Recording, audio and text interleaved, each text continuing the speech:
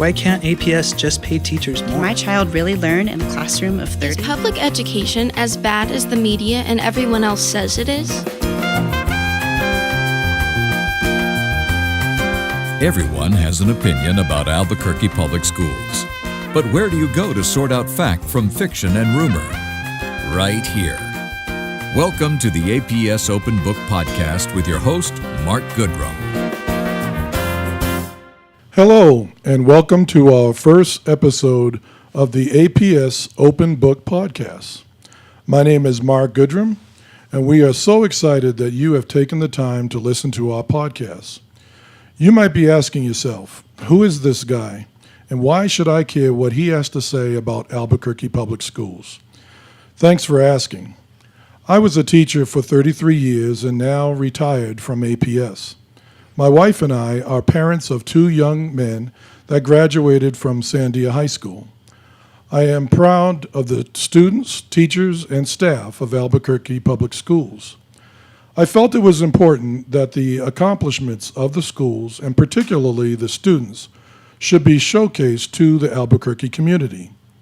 That being said, my hope is that this podcast will become a tool used between the community and the district to help solve issues. In other words, the way problems are solved is by dialogue. I took the idea of a podcast to district administrators, and here we are. With the support of the district, I hope to use my expertise as an educator and that of many others to pull back the curtains on school district operations and give people a real-time view of our 143 schools, 83,000 students, and 1,400 plus employees. The possibilities are endless. So you probably think it would be a challenge to decide on our first topic, but it wasn't. Public education is all about students, so it makes sense to dedicate our first episode to the difficult topic of teen suicide, especially youth suicide detection and prevention.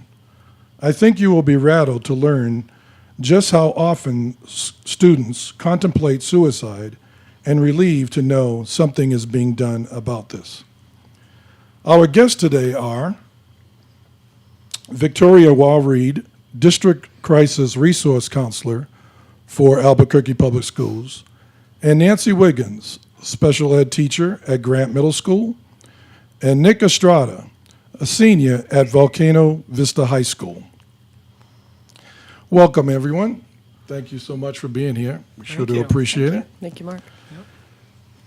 Victoria, let us start with the how. How did we get started, or how did we get into this place where we're dealing with suicide with our youth?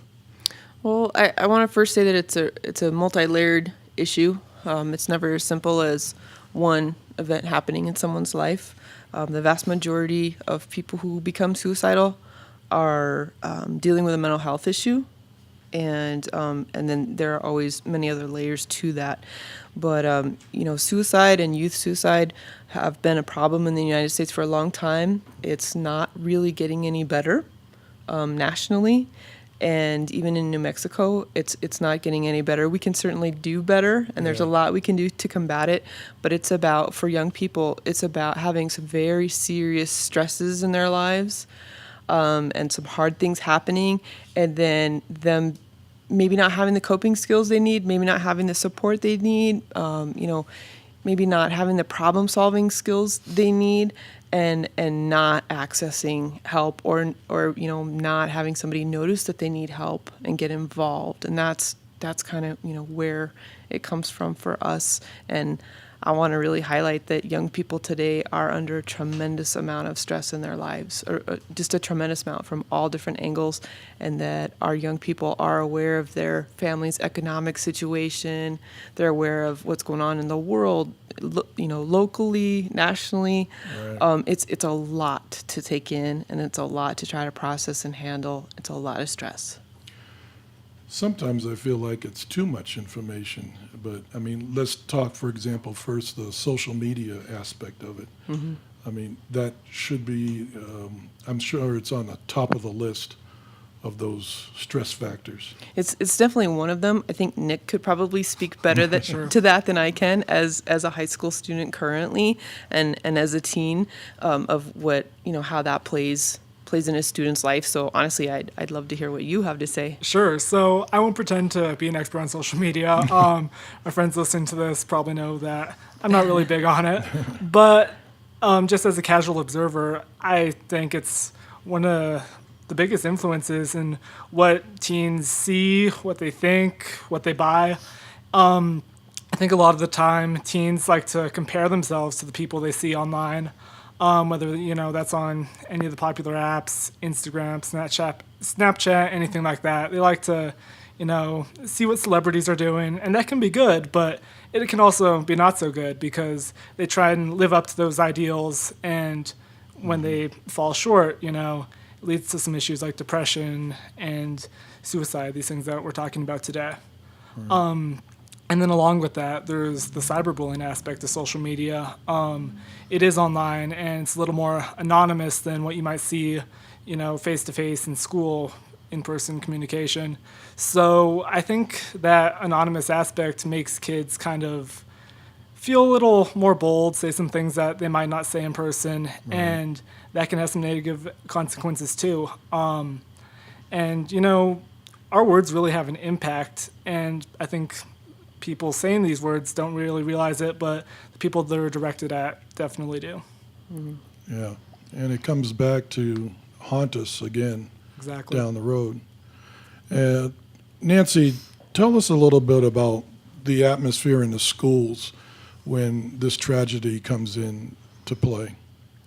Well, it's really hard on several different levels because as a teacher, we're trying to deal with it, but we're also there to help the students through the situation also. So it's a very somber feeling. The halls are always very quiet for several days after something like this happens. And, we're there to try to support the kids, but we also have to take care of ourselves. And so we're kind of hit from a couple different directions to try to work through this. You mentioned take care of yourself first. I mean, you're in front of the kids when this is going on.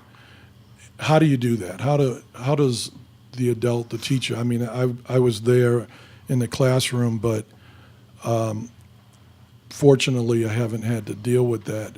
But you're on the front line. How do you first get your mind in the game so you can talk to the kids?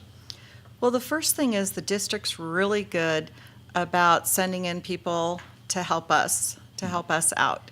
And we get a script to read to the kids because they have a lot of questions, but we just stick to the basic whatever the script says. And, it's okay for the kids to see us upset because that's just reality. But we don't go to it in depth. If they need to talk to someone, they can talk to us, but we also have the counselors from the district on site. We have our school counselors there. We have counselors set aside just to see the staff and some just to see the children. So we're there. We try to work through it. We try to take care of ourselves first, like you said. So we may know the day before, and that gives us time to collect ourselves and our thoughts, but we want to make sure and be there that next day for the kids. Sure. Because they need that stability. And Nicholas, I think you can kind of attest to that. Yeah, like Nancy said, APS does have some really great resources available for both staff and students when something like this does occur. I think students, there's a little bit of a culture. I don't know if it's a culture problem, but there's a little issue when it comes to talking about suicide with students. A lot of the times it's hard to talk about, and students really don't want to. So I would say that students aren't really aware of the resources that are available, and if they are aware, they just wouldn't want to talk about them. Right. Well, that's why we're talking about it today Right. with this podcast, because it is a difficult conversation, Victoria, to have. And myself, as a grown adult, I've had this touch my life 3 times. And it's kind of a, would you say, a taboo kind of conversation? Sure, you can call it taboo. You can call it stigma. You know, there's a big stigma attached to mental health in general. How many people do you know would hold back from telling you that they, busted their knee skiing? It's not really a big deal to say that. Maybe you're embarrassed a little bit, or it might even be kind of cool. But people don't go around telling somebody, I was diagnosed with depression, or I'm having troubles with anxiety, or I'm just not feeling like myself. There's a stigma attached to mental health where there isn't to physical health. Even telling somebody, hey, I was diagnosed with diabetes or something like that, something kind of common. But there's it's pretty common for folks who suffer from depression or be diagnosed with depression, things like that. And definitely there's a stigma among adults. There's also a stigma, kind of what Nick was alluding to. People have a hard time having that conversation. I'm a trained counselor. I've been a school counselor for 20 years, and I still say talking about suicide with people, it's a hard conversation to have. Sure. But to lower our suicide rate and to save people's lives, we have to be brave and have that courage to have some sort of conversation, whether it's, let me get you help, I want to help, what's going on. There's definitely a lot of stigma attached to it, and we're gonna have to overcome that if we do want to save people's lives and figure out how to talk about it. And a podcast like this is a really great start in that direction for sure. You would think in 2019, everything, social media and the computers and everything, that this is something that we've gotten past, and be able to open up about. But that conversation still is difficult. Reaching out to those kids, you talked about earlier off mic that we've had some kids reach out and ask for help just this year, and the numbers and you think it's a good thing that we've got referrals. Sure, to yeah. the district. So what I was talking about was over the district-wide, most years we have around somewhere between 1,400 and 1,500 referrals, which means that basically somebody, whether it was somebody talking about themselves, a student talking about their friend, a teacher noticing and coming and saying, hey, counselor, can you talk with this student? So where they talked with the student and felt, I really think they need to be evaluated and get a same-day suicide risk assessment. We have about 1,400 to 1,500 of those every school year. And yes, I do think a higher number is better, because that means we are finding those people and we're getting them some help, and we're getting, them assessed and getting some recommendations of where do we go from here, what can we do for them. Right. So I think the more people notice, the more people watch, that they'll say something, and we'll be able to get people the help that they need. So I don't shy away from bigger numbers. I think it's good. It's kind of like any other health issue that we would screen for or be able to find people. The more people we can find that need help, the better. Right. That's a good thing to find them. Information is power. Yeah. There we go. All right. Well, we got to take a break here for a minute, and we'll be back with the conversation as the conversation continues. We'll be right back. There we go. Hello, I'm APS Superintendent Raquel Reedy. Thank you for tuning into our new district podcast. In the months ahead, we hope you will continue to tune in to catch up on information you won't hear anywhere else. There's a lot to know, and now we have a place to share it all with you. You're listening to APS Open Book Podcast. Welcome to the conversation. Okay, we're back, and again, we have Victoria Wall-Reed, the Crisis Resource Counselor for Albuquerque Public Schools, Nancy Wiggins, a special ed teacher from Grant Middle School, and Nick Estrada, a senior at Volcano High School. So take us into the conversation, Victoria, about when you talk to that student that is having a rough part of their life, and to help them through this time. Well, first, the way they get to their school counselor in the first place is that somebody noticed a change, something different. whether that was mood, eating habits, sleeping habits, a post on social media. We've seen things like, I can't take it anymore, this is my last day, some kind of things like that concern people that see them. It's great when we have friends come and say, hey, I'm really worried about my friend, and we can pull them out of class and we can talk with them and see, what their intentions are and what's going on for them. Occasionally it's somebody that says, oh, I did really poorly on my grades and I'm really upset, but I would never hurt myself. But honestly, a lot of the time it's students who are struggling with how things are going in their life, and that they're not really finding any hope. They're not finding any way out. And people who are suicidal in general, whether it's youth or adults, are people who feel like they don't have any other option. And so what we're there to do is to make sure that they do have other options and that they know there's always another way. Sure. So it's really valuable, like Nancy and Nick, their observations, Nick of his friends, Nancy of her students, how closely she pays attention to her students in the classroom. I can tell you, I know for sure, I haven't been in her classroom, but I know for sure talking to her that she knows when one of her students has changed. They've never fallen asleep in class before, and all of a sudden she's noticing they're putting their head down on their desk. And so, our awesome APS teachers are the kind of people that go over and say, hey, what's going on? Sure. Wake up. And I know that's always the first one, yeah. but then, they check to see what's going on. Our friends that, Nick notices one of his friends is going through some stuff and tries to help him out. But those people, asking the question or even just reporting it to a counselor saying, I don't really know what's going on, but I know that somebody should talk to them. And that's how they come to us. Then we talk to them and try to figure out, if they, have intentions when it comes to suicide or what it is they need, and try to help them out. Yeah. And we have a really cool thing in our district that they can get a free same-day suicide risk assessment, regardless of insurance. Their parent or legal guardian, we have them come get them, and we set that appointment up for them. They can go get it the same day. They tell them where to go from there, what needs to happen. Occasionally somebody even gets hospitalized.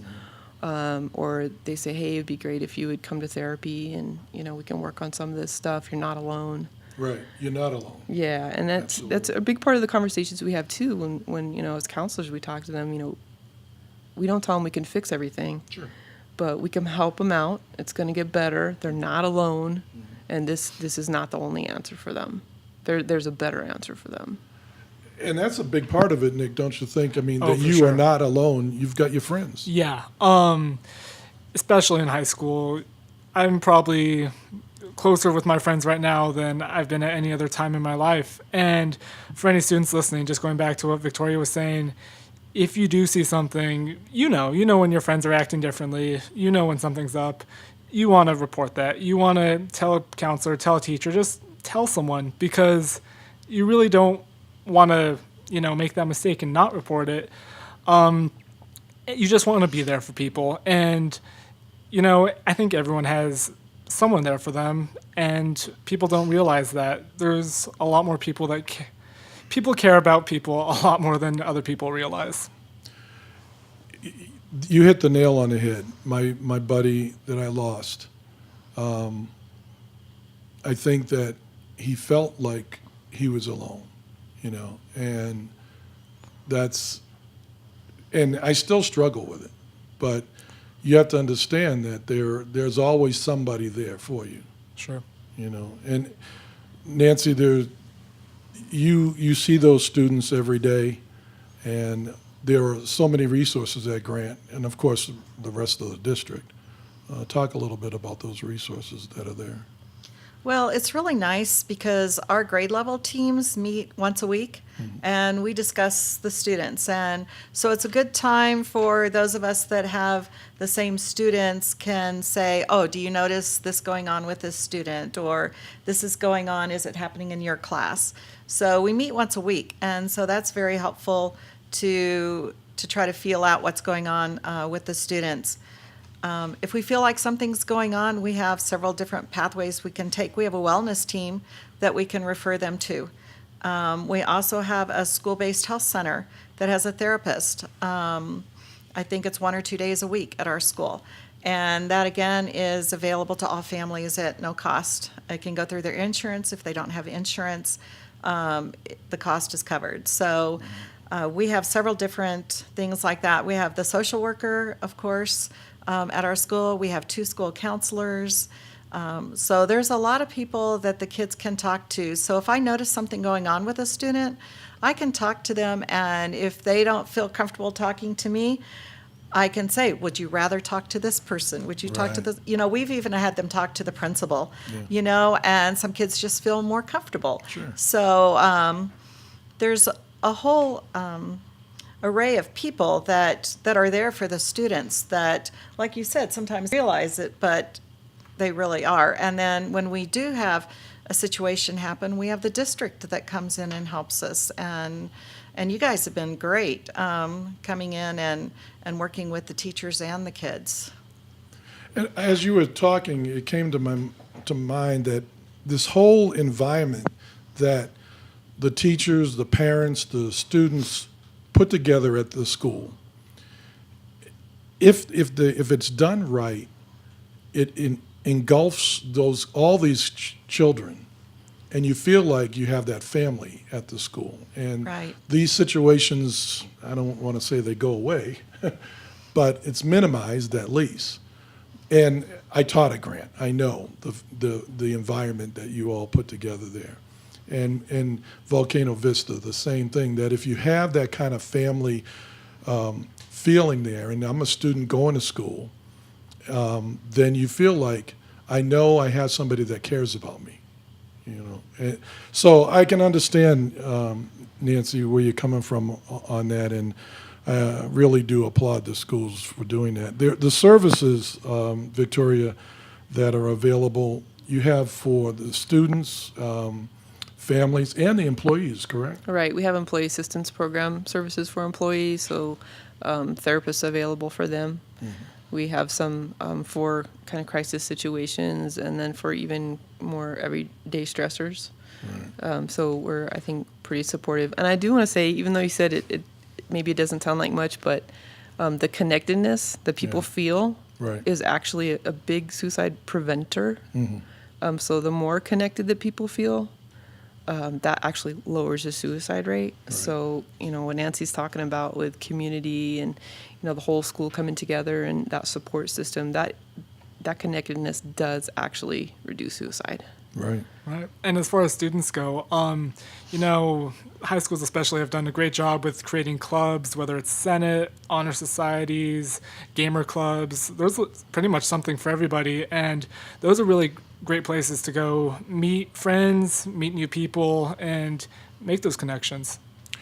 We're going to talk a little bit more after the break about some of those other areas that students can get involved. I just really need a sing band. I was a former band teacher, but making that connection. We'll be back right after the break. What do you do if you think someone may be thinking about harming themselves or others?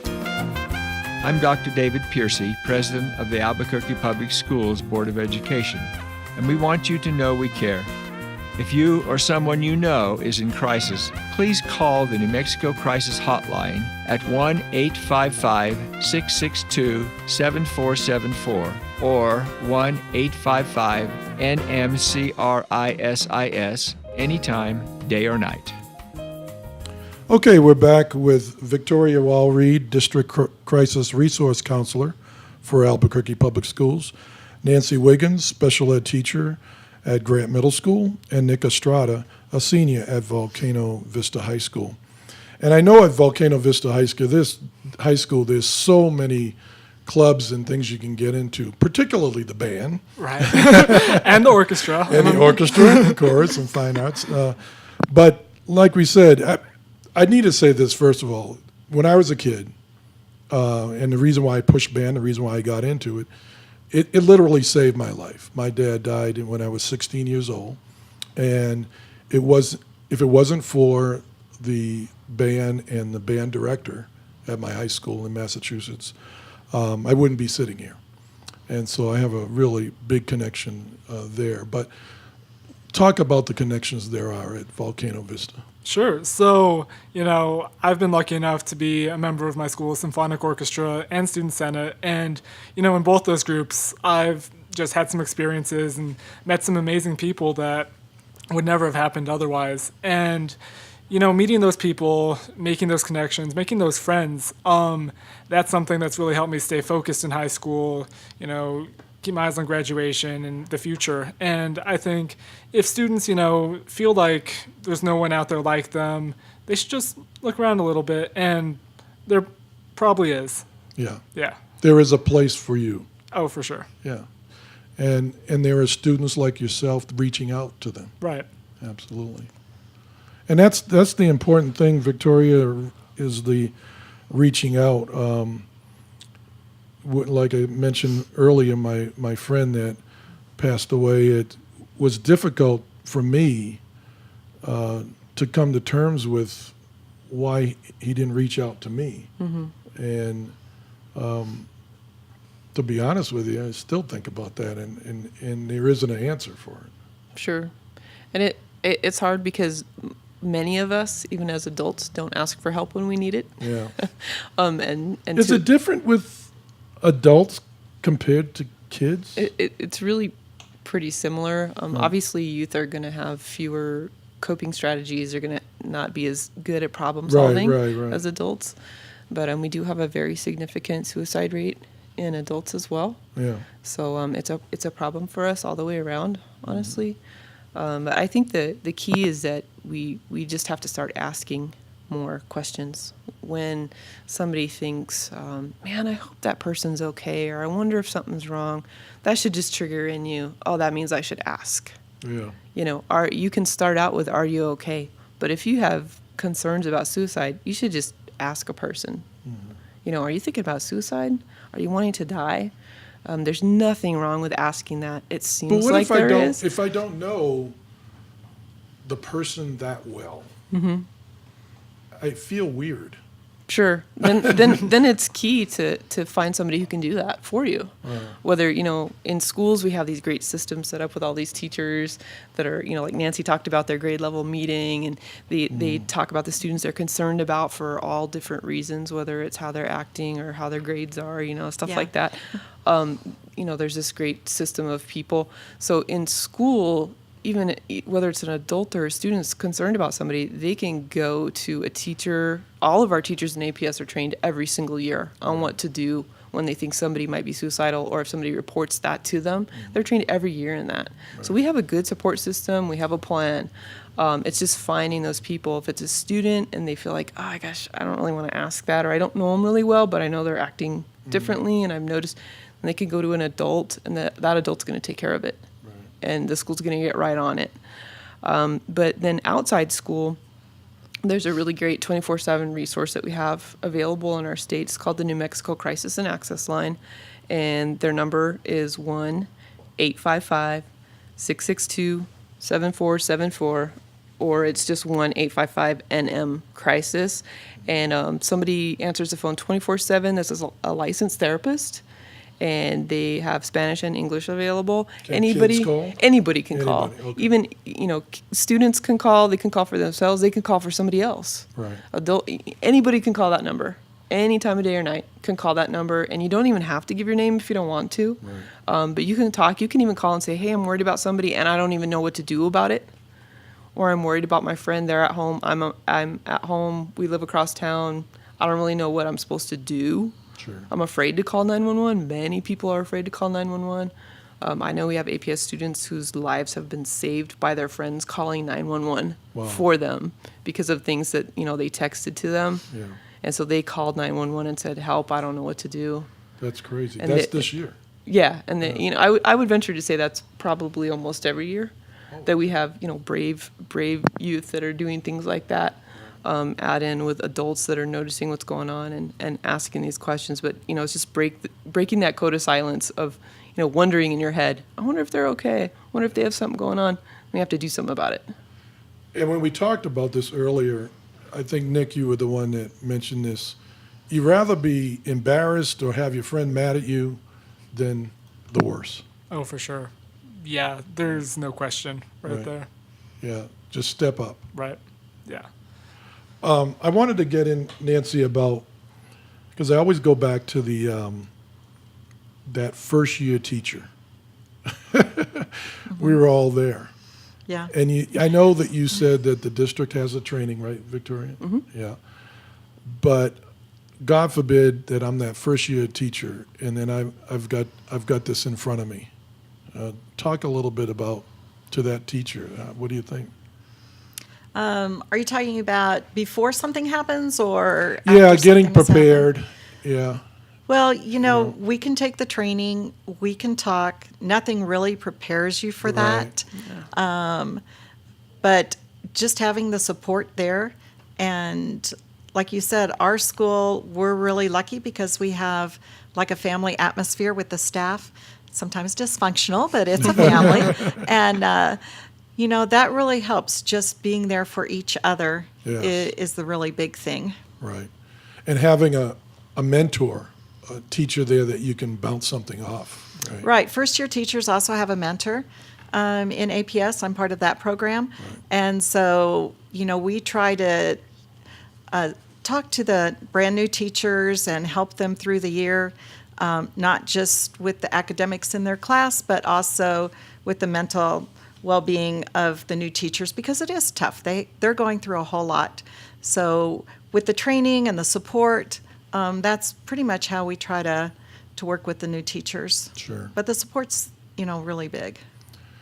And if anything I got out of this conversation today is that support all around, from the parents and your friends, teachers, adults with each other, and just making sure that you know that you're not alone, and Right. everybody cares for you. Mm-hmm. Yeah. Well, I appreciate everybody coming in today. Anything else you want to add before we put a bow on it? I just want to tell people to ask. Just ask. We all need to start asking the questions.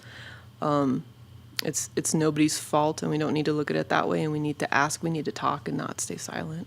Right. And the stigma has to go away. Mm-hmm. Mental illness. Mm-hmm. And, I was talking to my wife about this the other day.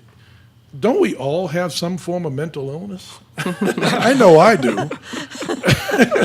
She tells me all the time. But do you know a perfect person? I don't. Anyway, I'm going off the deep end.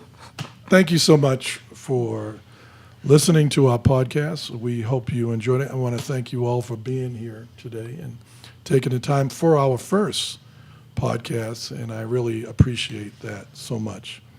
The goal of this podcast is to bring light to topics not easily often discussed, and I think this was one of those topics, and I hope that it's helped someone if you're listening out there. We're going to have future podcasts down the road. If you have any ideas, questions, comments, you can email us at podcast@aps.edu. We sure do appreciate that. Our hope is that you, the listener, and us will make a difference talking and listening to each other. Remember, perceptions are not facts. If we really want to make a difference and understand Albuquerque Public Schools, we have to work together.